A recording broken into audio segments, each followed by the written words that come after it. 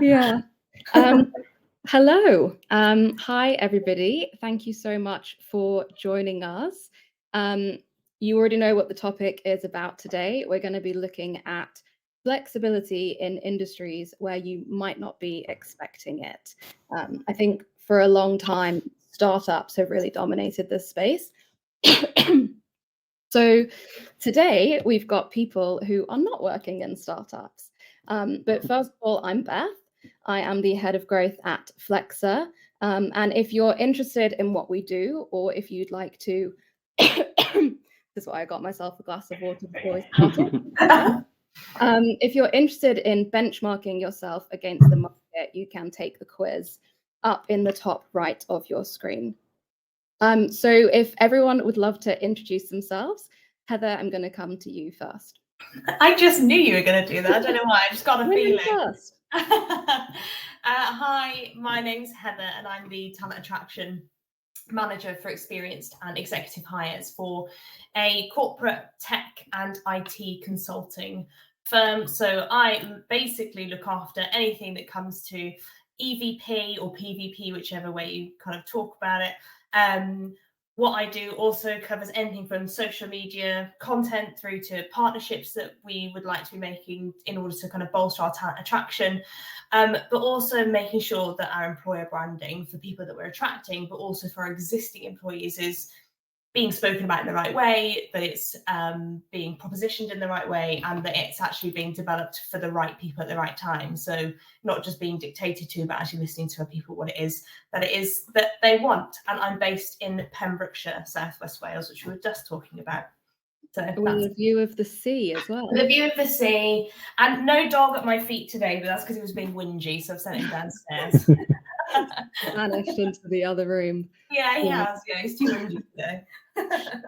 Ben, you're next up on my screen. Great. So, hi everyone. So I'm Ben Rodriguez, and my wife is calling me at the wrong time, so I'm going to have to cancel her call.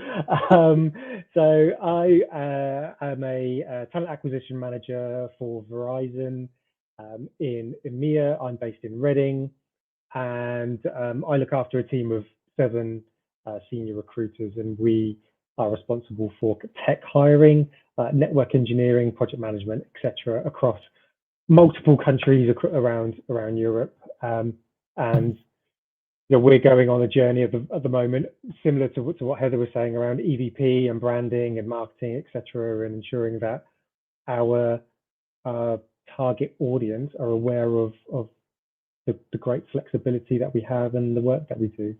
But yeah, that's a little bit about me. Yeah. Amazing. And Cal?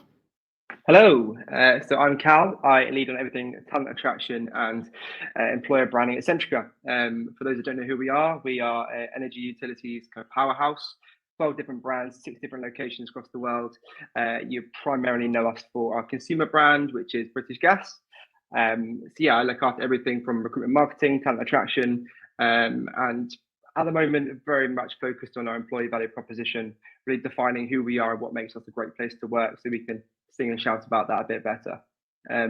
Yeah, very happy to be here. I think flexibility for me is absolutely crucial in an employer I choose, because I'm a very, very proud dog dad. I love my sports. I like my walks, looking after myself and mental health position. So yeah, it's key. And I'm very, very happy to come here and talk about the great things that Centrica do from a flexibility perspective.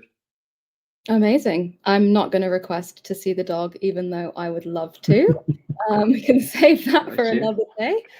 So just jumping straight in with kind of the elephant in the room whenever we talk about traditionally rigid industries and flexible working.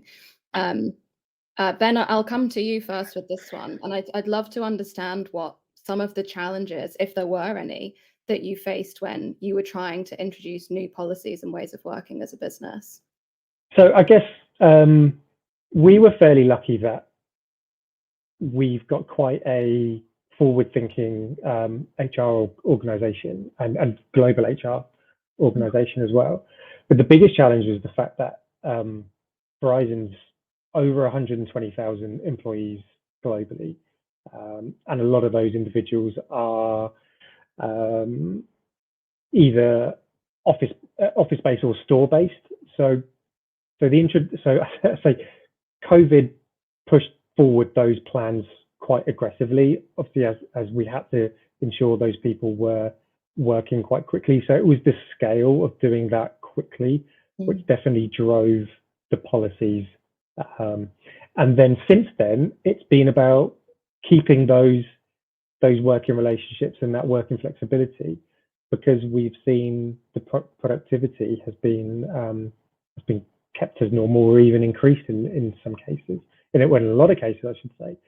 But the other part of it is the fairness element of that as well. So who gets it, and who gets the flexibility, and why should they? And that question comes right down to local management level, and it's not necessarily a global, right, this is what we're going to do. It's we have a framework of what you can work within, and then, you know, luckily as a manager, I get to talk to my team about what they want and how they want to work and what's important to them. Ironically, I'm in the office today because actually as a team we like each other, so we don't mind coming into the office and spending time together and grabbing pizza from the great restaurant that we have in this building that we're in. So that really helps. But the fact that we have this global framework, which leadership have given us the autonomy to manage our people, how we need to manage our people to get the best work done. So that was initially the challenge, was how do we do this fairly across 120,000 employees? Yeah. Heather, Carol, if either of you had that experience just with the scale of the enterprises.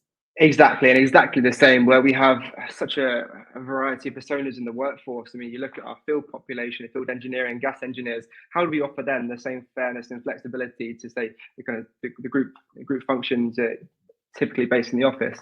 It's going to be fair. So I think we've got to go back to, you know, what is actual flexible working? It's so much more than just where you work from. It's in terms of giving people a real choice and fostering that culture of trust within the workplace. I mean, where you work from, the autonomy you have. I mean, being able to take the dog for a walk for myself, for example, or being able to do the school run, but then knowing you've got trust from your managers that you feel comfortable to do your best no matter when or where you work. So it's understanding there's different types of flexibility, and it's a lot more than just where you are, because that's where you can really dig into, okay, how do we give people that choice? How do we empower them to be comfortable where and when they work? That's the kind of way we look around it. But yeah, very much still the same. So when we look at those different personas, making sure we can offer them fairness, but in a slightly different way that resonates with their role and how the business can suit them. Yeah. Heather, have you had that same experience of scale and adapting to different people's needs? And yeah, and I can speak to certainly something that Ben said, which is being part of a global company with 350,000 people worldwide, right? So, and I only joined just over a year ago, and it was my first corporate that I had ever joined. So it was quite interesting to see that, yes, that shift was happening kind of during and post COVID, but the infrastructure had already been set up for a hybrid flexible working environment for the company that I'm in. So it wasn't, I'm sure there was a huge amount of adaptation that happened during that time, but that was already in place. I have a mentor that has worked here and was long retired when I joined, but there was already a culture in place for people working flexibly and hybrid. And exactly what Cal said, it's not just about where you are. I work in one of the most remote places in the UK, but my flexibility isn't just that, because I will still go into London, I will still go into Cardiff, I will still go into other areas, I'll go up into Glasgow as well. But it's the dog walking in the afternoon. And it's also the flexibility around returning to work. So have we got returners programs? Are we looking at alternative routes in? Are we looking at accessibility from a flexible point of view as well? But also, you know, when you're working within a massive global infrastructure that has already got that in place, like just because that was in place, it doesn't necessarily mean that just because it worked in 2001 that it still works in 2023. So are we listening to what that need and flexibility actually is? And that's what we're doing all the time. And it's not this, okay, well, it worked in 2020, we survived COVID, therefore it's going to be fine moving forward. So that is constantly evolving, but it's been really interesting because I only worked in SMEs and startups before I went into corporate life, and that change that I thought was going to be this huge whiplash. Actually, the job that I had before when I was consulting, I was on the road potentially 5 days a week, and then COVID happened and then I wasn't. And it's actually, I've seen that somehow those companies that are in SMEs and smaller organizations that haven't had the infrastructure to go fully remote are the ones that have really struggled, or even fully flexible or hybrid, because they haven't had that enormous infrastructure around them, that it's very part of their fiber. When you're consulting, people assume that you're going to be briefcase in hand 5 days a week up and down a company farm, and actually that's not the case here, but it is in other places, and that adaptation has happened over years rather than just because of COVID. Yeah, I think that adapting to new ways of flexibility, like we always talk about flexibility as a spectrum, and we collect millions of data points from people searching for flexible companies, searching for flexible roles, and they change all the time, right? Every 3 months we review that and look at, you know, what's really popular at the moment, like how are people defining flexibility now, and it's never the same. Every quarter it looks differently, and that's a real challenge for a lot of businesses. Yeah, I think flexibility used to have a stigma about it, that it was only required for parents. Only parents needed it because they needed to do school run, or they needed to go to the doctors or to the dentist or whatever, like anything like that. But it's now so much more than that. It's about people being able to have the right balance, right? So like we talk about the dog walking, going to the gym. You know, if you're a bad golfer like me, getting to the driving range before it gets really busy, like those things like that are so important. And one of my team said to me, I can do those things because I know you do it, Ben. You know, so if I'm going to the gym at 11 a.m. rather than at 12 at lunchtime, or at 5 o'clock in the morning, like some crazy people like to, but that's when it's most appropriate for me, because the rest of my time, I have kids, right? So the rest of my time is taken up with them. So if I can do that in the workday when I know it's easier to do that, and then you've got to think of the kind of generations as well. So generations are different. So from what people under 35 or 30 or 35 need is different to what people in their 40s need, and then what different people need towards the end of their careers. So flexibility needs to be, you can't really pigeon. You need to be flexible. You can't. Flexibility needs to be flexible. It's not just about being in the office or being working at home, right? I think that's something that I think a lot of companies need to understand and change their mindset around. Yeah, I agree. It's definitely a spectrum. I just wanted to pick up on a comment and a question that's come into the chat, because they're very relevant to what we're talking about right now. And Veronica has said that Ben, that you made a really important point in terms of, in a big organization, right? In a small company where there's 20 of you, it's much easier to do this, but there's a real importance of giving managers and leaders of teams the power within a structure or within a framework to be able to cater to individuals' needs. And there's a question as well that came in from Ailish, which is around, is there any flexibility as standard, or is all of it led at the team level? I'd love to know what your experiences are, all of you, around that. So with it being manager-led, is Cal said it right, it's about trust. Yeah. Right.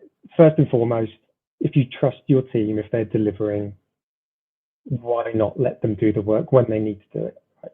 Being in talent acquisition, right? There's only certain things that need to be done at certain times of the day, and it might be meetings, interviews, screening, etc. But our jobs are essentially 24/7, right? So we can do them from anywhere at any time. It doesn't really matter, as long as the delivery is happening and the work is being done.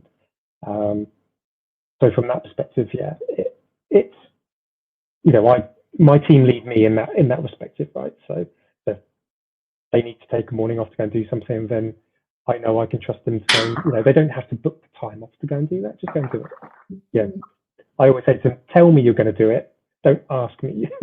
Don't ask me for permission. Just tell me that's what you're going to do. It's fine, and then in terms of is it standard or is it team led? It's a bit of both, right? So as a TA organization, we kind of have we say try and be in the office at least once a month. Mhm. And then we just drill it down from team to team. So then my boss says like, can we be in once a week? And we're all in agreement. Yeah, once a week is great for us. And Wednesdays work really well. And that's why we're all here today. So there is that autonomy and trust from top to bottom. I think also like it has to be about balance as well, which is like if you're going to afford that trust, the trust has to be on both sides, right? I can't speak to 350,000 people globally. I only look after the UK, and there is no one set of rules. And actually, you've got to think about the cultural differences when you're also working globally as to what's expected. Again, thinking about flexibility as a spectrum, it's not just about the in-office remote working versus hybrid versus 100% remote versus, it's all of the bits in between. It's the doctor's appointments, the dentist's appointments, the school pickups, it's the medical needs, it's the accessibility needs, it's the mental health days, it's the medical benefits, it's everything else that comes in with flexibility that allows that breathing space outside of the Monday to Friday 9 to 5. So I think someone just commented about if it is centered around a management approach to flexibility, how can that, if there's not just one set rule globally, is that fair? Well, it's probably not fair, but you also have to, if you're working for an enormous kind of global or big corporate company where there is flexibility allowed and it is part of the EVP, it's part of the way that we work, there can't be one set policy across multiple countries. I'd find that quite difficult to be able to say 100%, this is what everyone's doing across the globe. Everyone's going to be in, say, for example, Ben, on a Wednesday, everybody in this company on a Wednesday, 350,000 people are going to be there. Because also, particularly when I'm looking at from our point of view, when you are consulting and client facing, there will be occasional projects which will require you to be on site 5 days a week, right? Particularly if it's secure for whatever reason, or it's needed a really short kind of 6 weeks, or it's on site, and that's kind of, you can't do anything around that. But the rest of the time in the other projects that you're on, you're allowed and afforded other kinds of flexibilities. It might be job sharing, it might be part-time hours. That is still flexibility. But it's not just the office versus home kind of idea of flexibility. So it's that kind of balance on both sides and having the trust on both sides, which is the either asking for permission or at least being transparent about where you are and what you're doing and at what time, and that you're still being productive and you're delivering the work and doing all that kind of stuff. Because ultimately that's what we're talking about, isn't it? It's whether that's still productive and whether you're actually still doing your job whether you're in the arse end of nowhere in Wales like me or in central London, right? How do you find there's so many cultural differences. I think this is a big difference between a lot of small companies and larger organizations is you do start having global teams or globally distributed teams. And I worked in the Middle East for a while, and the days off are the weekend is Friday and Saturday. So that's a big difference. Or I was speaking to a friend recently who has just hired a team in the US. And they were saying, we wanted to give them the same number of holiday days in the UK, and they thought that we were joking. They just didn't understand it because it was such a different culture in terms of, you get 10 days in the US. If you said to someone in the UK, you get 10 days holiday, it's illegal, isn't it, to give someone that little holiday?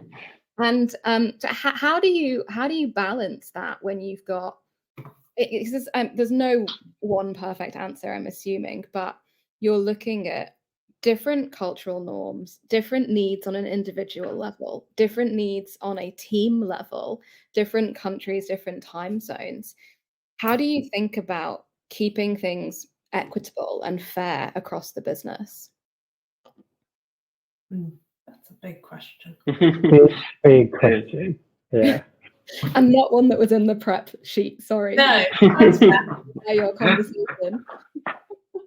Sorry, Heather.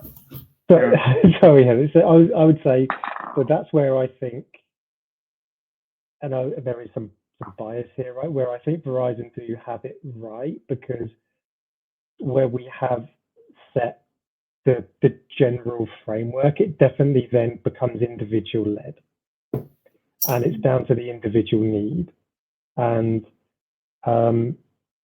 And, if I talk about my own journey with this, because, being a recruiter at heart, I was always 5 days in the office, and that was a personal choice for me, right? Because I like being in the office, I like the buzz, I like the environment, the kind of boiler room agency guy that I was, 20 years ago. I still got a buzz from all of that. And I was the last person out of the office when COVID hit, right? So I was glued to my seat until I was told, Ben, you got to go home. So that was for me. But I think that now that we do have the option and the trust, again, back to that I can do what I need to do my work, and to manage my family at the same time.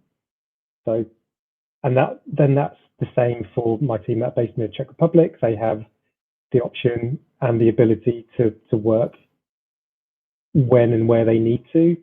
Same with the guys here in Reading or in other countries as well. So it's definitely down to the individual.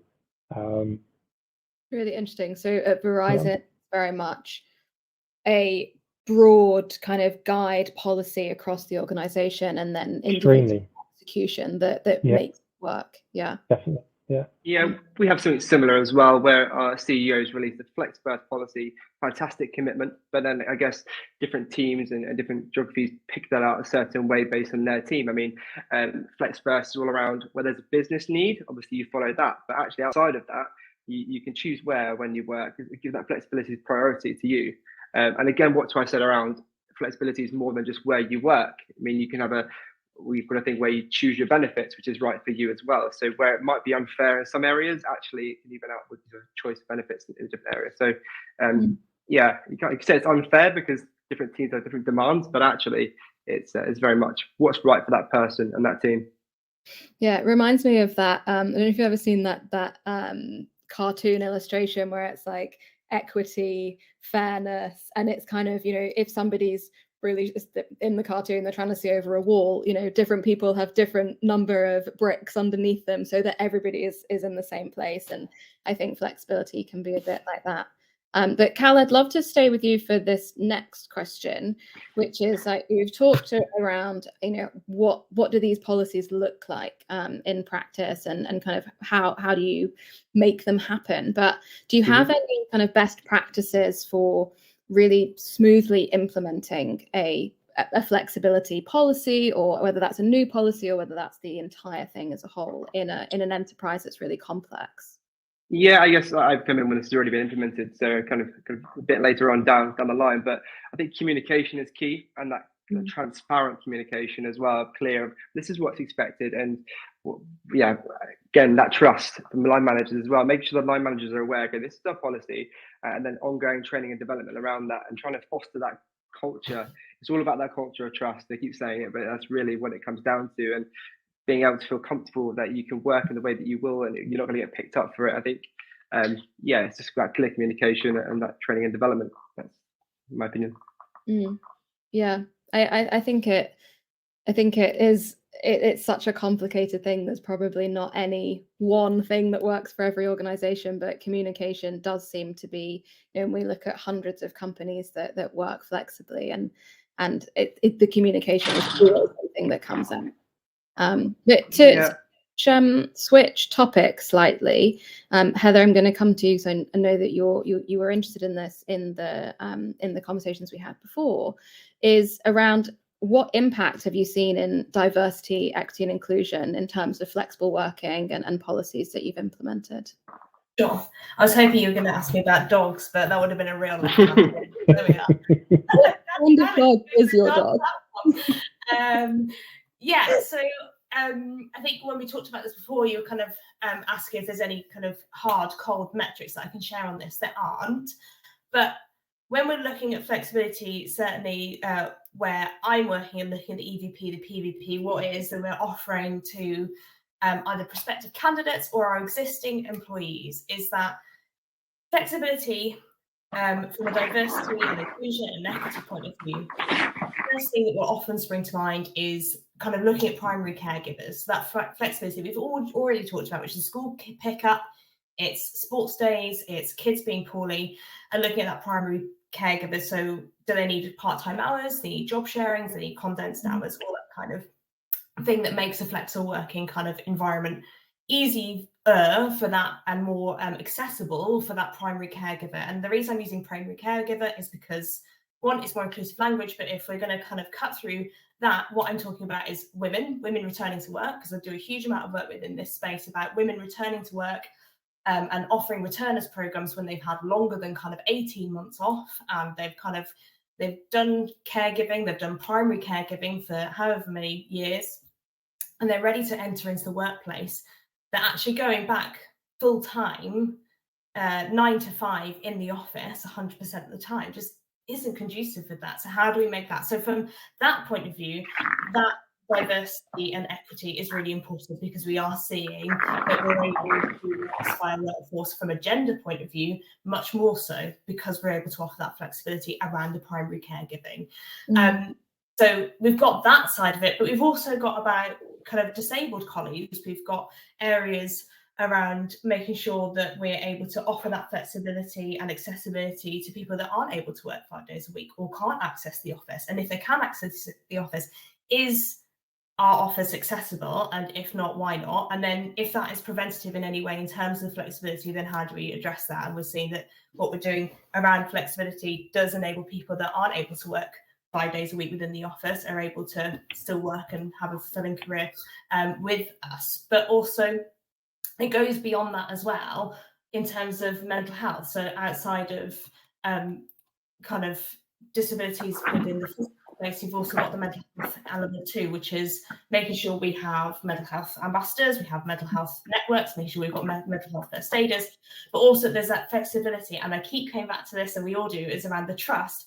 You've got the trust and the openness with your line manager, with the company that you're working for, to say, I need that flexibility. It is going to become law in the UK, regardless of your opinion on it. It's going to happen. And that is not just about, I don't want to work 100% in the office. It's about, I am the primary caregiver. I am a solo parent.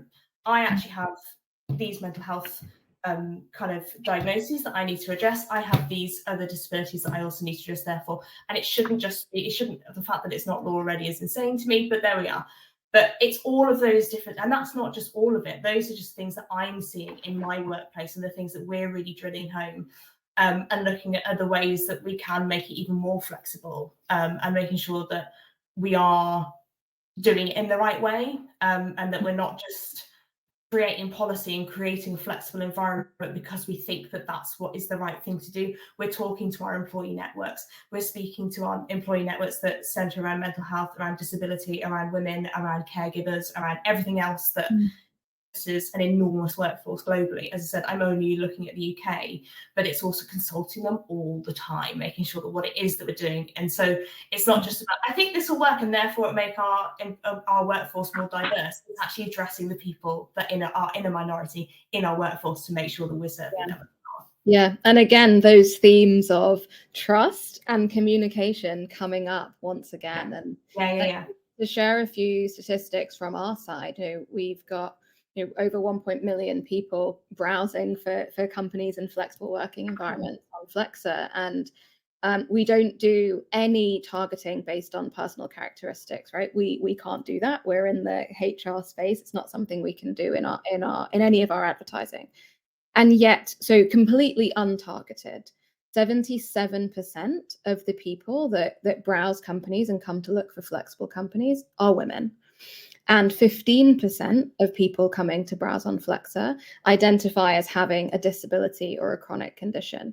And when we look at these statistics, it's really hard to argue anything but that flexible working is inclusive working. Like, they come hand in hand, and more people are starting to realize the importance of that. But Ben, Cal, have either of you had experience to this in your organizations?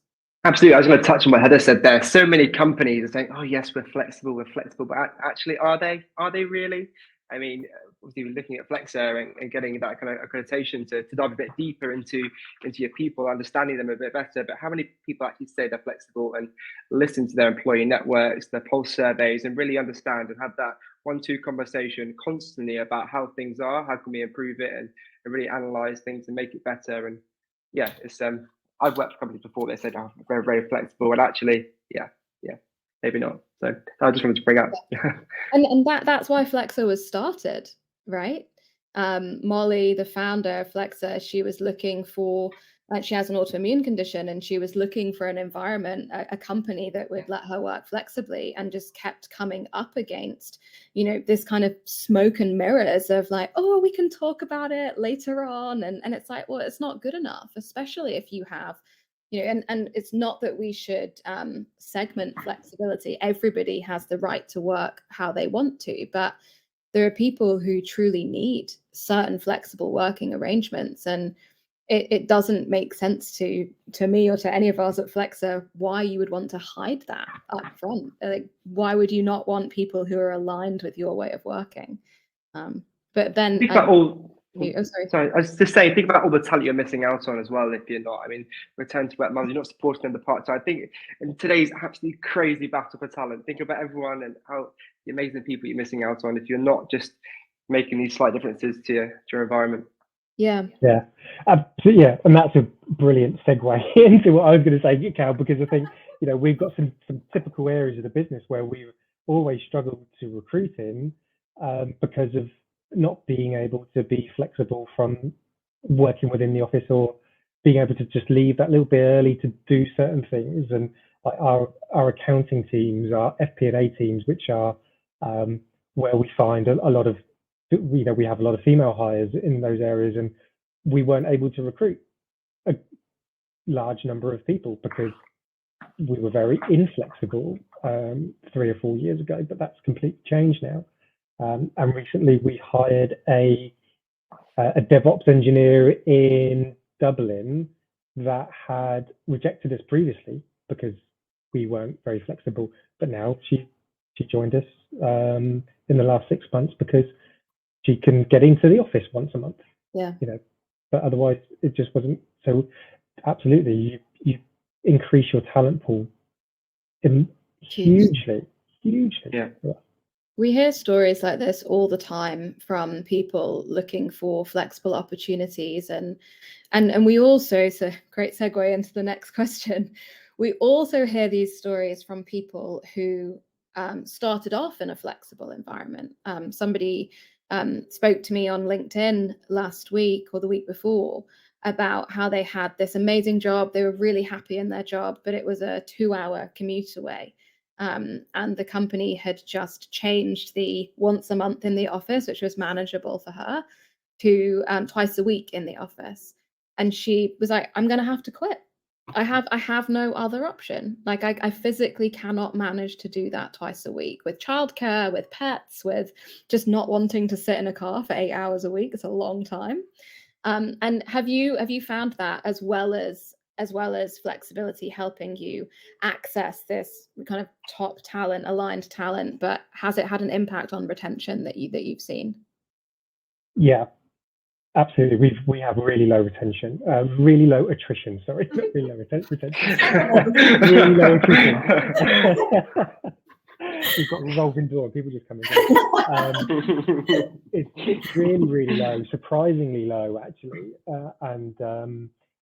and interestingly, the reverse of that is we're actually finding a lot of people coming back because they make the move and realize that actually the grass isn't greener, that it's not as flexible working somewhere else, and the 5, 10, 15,000 pounds that you may be getting elsewhere isn't worth the trade-off for flexibility. And we found that massively, and we call it a boomerang program, right, where we go after people that have left us within the last couple of years, and we ask them how they're getting on. And we've had a good number of people come back because that flexibility is worth more than the pounds. Yeah, Heather, I think you said you had the same experience, right? That some people were coming back with the new flexibility. Because I don't work in talent acquisition, I don't have sight necessarily of our attrition and retention rates. I can't speak to that, but I know that our attrition isn't horrendous. But what I can say is that the boomerang, we call it boomerangs as well. I'm not sure if it's just a term that we all use, but certainly the boomerangers, it's exactly the same story. It's the more money, grass is greener, but a distinct lack of flexibility, or it's not just about flexibility, it's about the culture, which I think feeds the flexibility feeds the culture, and vice versa. You kind of have this kind of cyclical, certainly what I'm seeing, and it's the boomerangs we're seeing people come back. I have to say that from kind of the research and the kind of delve into boomerangers that we've seen, demographically it does seem to be there's more women boomeranging than men. I don't know if that's the same for you, Ben, or whether that's just pure, I don't know if that's just pure, not coincidence, or whether there's any kind of adding correlation to it and kind of coming up with the wrong number. But certainly from what I've seen more women boomerang than men, but I don't think that kind of gives any insight. It's just interesting to see that actually it's that coming back for the flexibility and having that, being afforded that flexibility, which is what's bringing people back. Yeah, it's 50-50, I'd say. At the moment, what we're seeing is 50-50. But the reasonings, although yes, it's the flexibility, it's definitely, you say, it's definitely the culture. Absolutely. We do have a good culture at Verizon, and it slightly differs depending on the office that you're in and where you are in Europe, right? But generally, there's a good vibe, and we've got good leadership, and our directors, VPs, etc. They all buy into it, and they all believe in it, and they're good people. So that helps, and that's what brings people back most of the time. Yeah, it's another real theme that I'm picking out is that importance of we call it role modeling. So when we do our flex scoring, role modeling is a really big part of that, because it's all well and good to write these policies and stick them on a dusty shelf somewhere, but and Ben, you said this earlier, like if your team sees you going to the gym at 11 a.m., then they're going to do it. If they see you sat at your desk from 8 a.m. till 7 p.m., never moving and giving someone a side eye when they go out for a long lunch, then they're not going to do that. And that role modeling we've found is one of the biggest indicators that flexibility is going to last in a company and that it's going to be a real benefit. Like you have to have the managers on board. And I did a panel fairly recently that was on the mental health of managers and leadership teams, and something that I think more people are talking about, and making sure that your senior teams are also taking advantage of these policies is such a great way to help with that as a business. There's a question just come in there, but it relates to exactly what you just said around role modeling. So it's what do you do about promoting the flexibility that's on offer? And I very much believe in the if you can see it, you can be it. So again, using that storytelling, bringing ambassadors out from your business to live that kind of flexible lifestyle, who have different styles, again, different personas, different people, different lifestyles, but showing different people, different environments is the best way to do it. Yeah, definitely.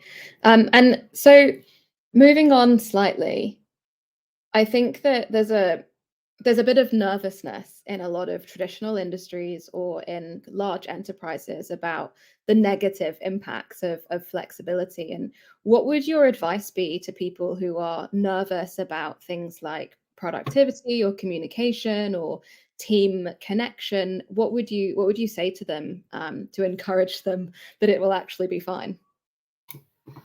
Well, the data's there to prove that that's not the case, first and foremost. It's not the case at all. And I wouldn't be as direct as this, but I would say, you prove me otherwise, right? So how can you prove that productivity goes down when people work from home? Because I can guarantee they won't be able to. So I think there was a question in the chat around what suggestions would you make, and it's just you've just got to try. You've got to listen to your people, talk to them. If it's something that they are aspiring for, then give it a go. Give it a couple of months, and then you can really get a good understanding of whether or not your teams are being productive or not, and whether or not you can trust them. I'm sure that as a manager that is less rigid, their anxiety levels will probably rise quite significantly off the back of that, so that they would need some support in and around that. So, you know, you need a bit of a support structure if you're going to put that in place. You know, work with your HR teams and let them know that you're going to give this a go, and that there's a support network there for everybody to do that.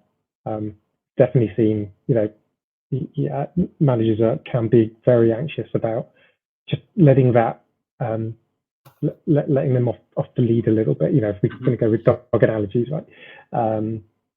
That is the biggest thing, is work with your HR teams. You really do have to. Don't just go out alone and say, right, we're going to do this, and not have the tools in the background to cope with it. Yeah, they're the experts, right? Like, you wouldn't go and build a new part of your product without talking to your tech team. So why would you do it without talking to your people teams? Yeah, there's a wider piece though as well, isn't there? I mean, look at your culture. You can't just go from one to the other. You look at your kind of wider culture. If you've got an issue with micromanagement or disengagement, then obviously if you go flexible, you're going to have that kind of decline. It's obvious.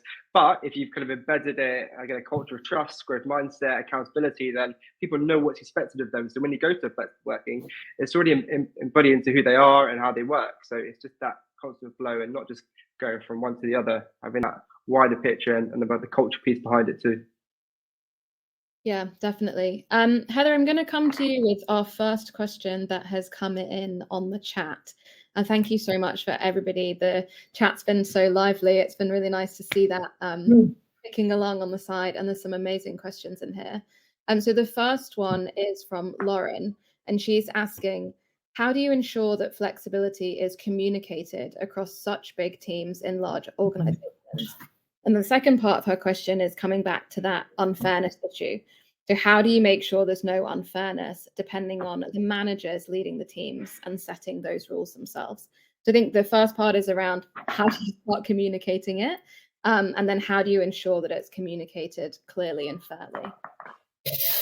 I work really, really closely with our acquisition teams, who then work really, really closely with the hiring managers that are hiring those specific roles.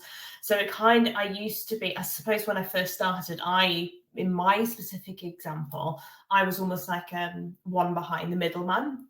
What I've identified now is perhaps because I'm more confident in my role, which I'm quite happy to be open about, because it's absolutely terrifying going into a corporate for the first time. So terrifying. Oh my goodness.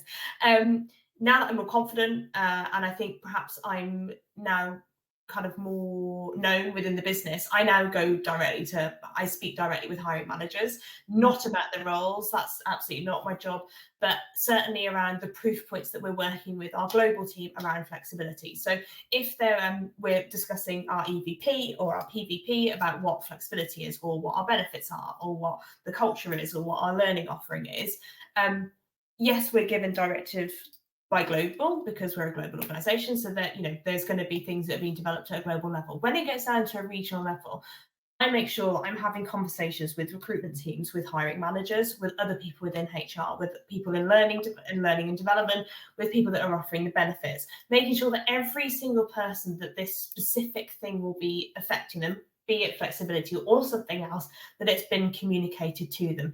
Now, in terms of speaking to hiring managers about how I communicate the flexible policy to them, that's not necessarily what I do. That's not that it's not in my remit, it's not my job. My job is to make sure that they're confident at being able to talk about the flexibility to their candidates when they're speaking to them, and that their recruitment teams are happy and confident talking to them. And also they're super upfront as well, that if a specific role, whilst we are a flexible company within that spectrum, I'll keep coming back to it, there may well be projects that are 5 days on site because of the nature of that project. However, you'll be offered other flexibilities in other ways that are far more rigid in other areas. That's just the way that consulting is.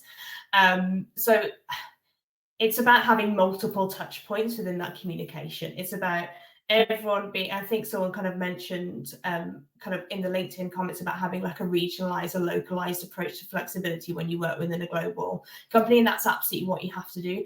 But it's not just about one rule for the UK, it's making sure that every facet of that UK business and that UK localization knows what flexible is. And there is always going to be projects, and there will be managers that aren't necessarily as flexible in the traditional sense. But when it comes to policy and flexible policy, that can't change, because a policy is a policy, right? So if we have a policy around being able to offer part-time working, around job sharing, around shortened hours, around having the right to disconnect, that's policy. You can't have someone in the business saying, no, we don't do that, and you're coming into the office 5 days a week, and you can't have job share, you can't have part-time hours, you can't have reduced hours, and you can't go off to go to the dentist. We just don't operate in that kind of way, and everyone just knows that. But it's sometimes, yes, it needs reiterating, reminding, particularly because the recruiters are the ones that are at the coalface, right? I just do the nice stuff. I just do the nice communications and making sure that the brand is on point and that we're having the right partnerships and we're having the right conversations. I don't have to have the conversations with the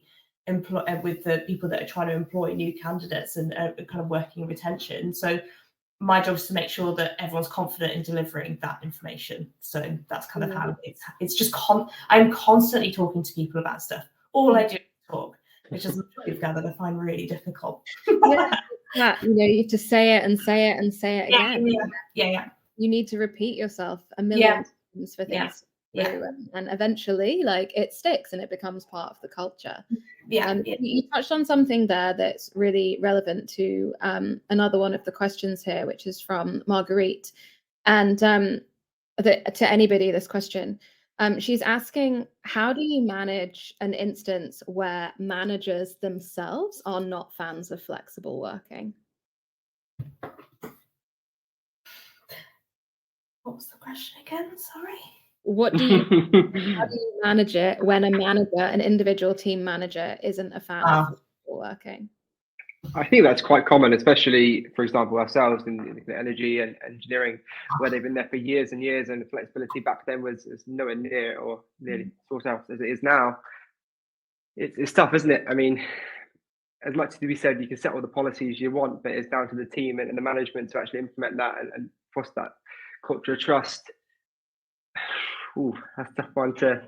Yeah, I think if it's happening around, if everybody else is doing it and your team seem a bit more rigid, then you've got to be brave and have the conversation and say, look, we do have a policy which says we can do these things flexibly, and have that open conversation. And it can be awkward, and it will be awkward, right? But if the communication has been done in the correct way, as Heather was saying, and if it's come from top down, so if we talk about Verizon, it's come from our CHRO, right? And we do there's like it's almost like a news bulletin every couple of days, and it's called Up to Speed for Verizon, right? So, and everybody will try and tune into that. But a couple of years ago, our CHRO came on with being backed by the CEO to say, this is our working policy. It's called Work Forward, is the branding that's been given. And this is what it looks like, and this is what it is, and this is what it means for everybody. And if it's being drilled down through the layers as it should, then it minimizes the risk of inflexible management, because it has been communicated properly. But there will be the odd manager here or there that will say, no, we need you to be here, and we need you to be here at this time. I think we've definitely moved away from that. It comes back to that role modeling thing again, right? People at the very top are advocating that this is the way to do it, and maybe also a bit of education. Like, it's not like HR and people teams don't have enough work to do already, but there's definitely an education piece here around, what are the boundaries of flexible working? What does that look like? Where can you flex the flexibility, and what are the hard no's? I think it's a really interesting one. There's a question from Andrea, who is watching over on LinkedIn, And they're asking, from your experiences, what are the main factors that stop companies from providing flexibility?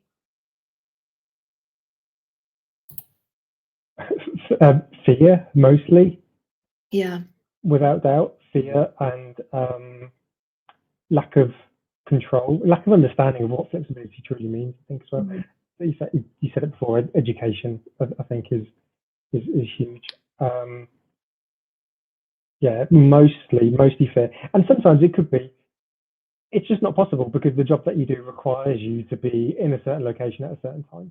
Mm-hmm. You know, for Cal, right, at Centrica, you've got engineers that are in vans and are out in the field, you know, so they can't be flexible, they can't do their work from home. But is there other opportunities for them to have some flexibility, right? So, you know, do they always need to be out in the field?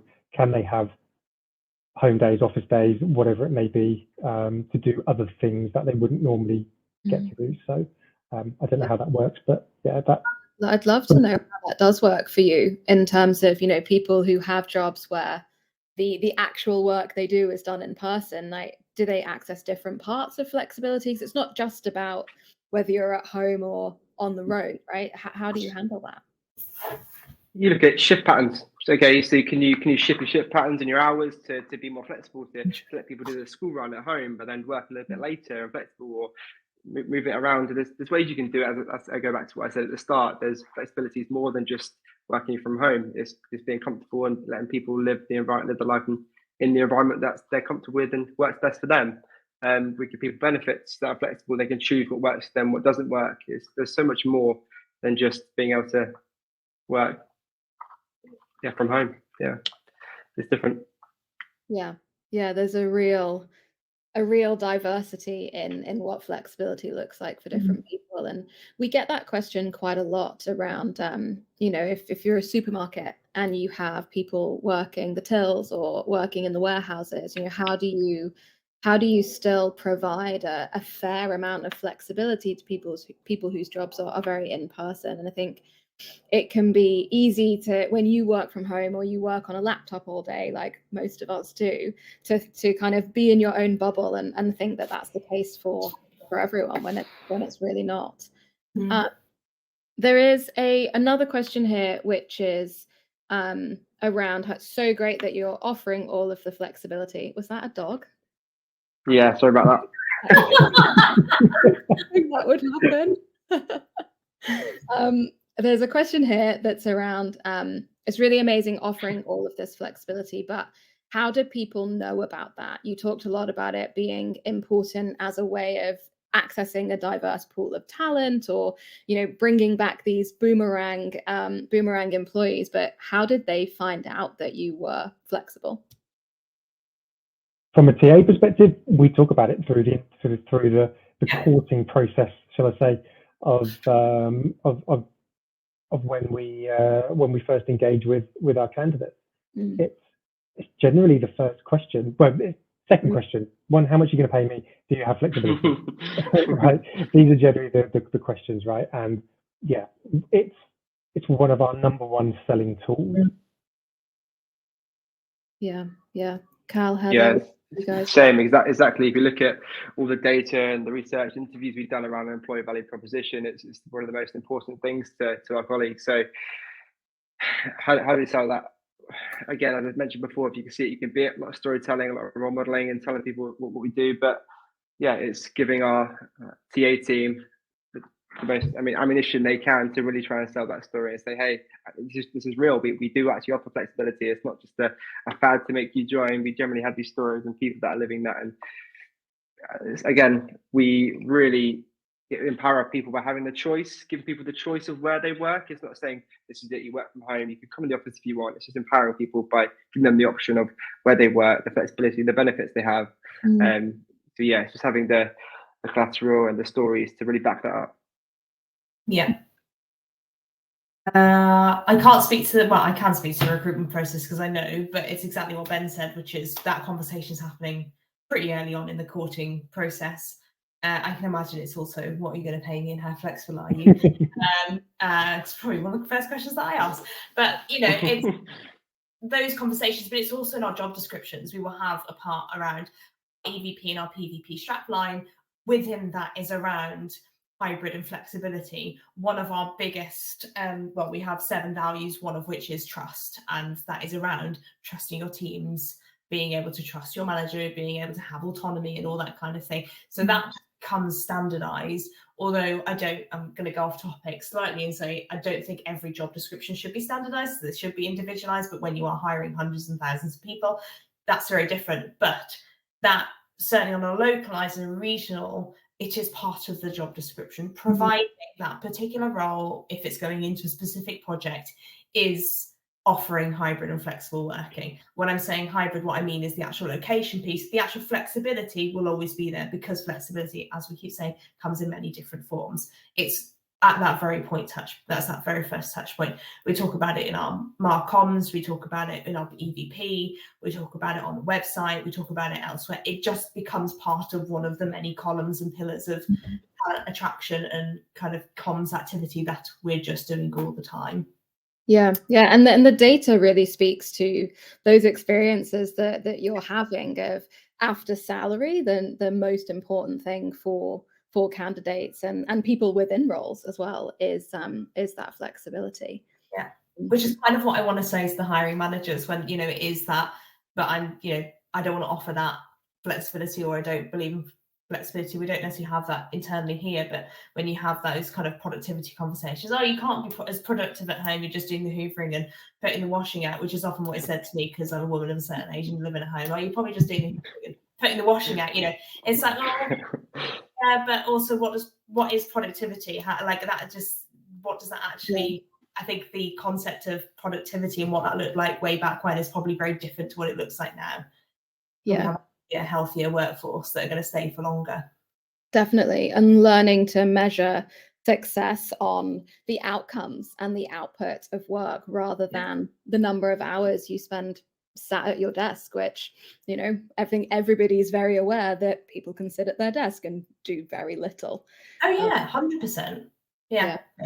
But we're coming up to time, and there are still questions that we didn't get to. So if anyone who has an unanswered question wants to find us on LinkedIn, or you've all got my email that the event will have come from, please send over your questions and we will get back to you. Thank you all so much for joining. This has been brilliant. I've definitely learned a lot. Thank you so much. Amazing. Beth. Yeah, thanks for having us. Yeah, thank you very much. Thank you. Yeah. And thanks everyone for the questions. Yes, thank you so much for the questions. Thank you. Bye. Bye.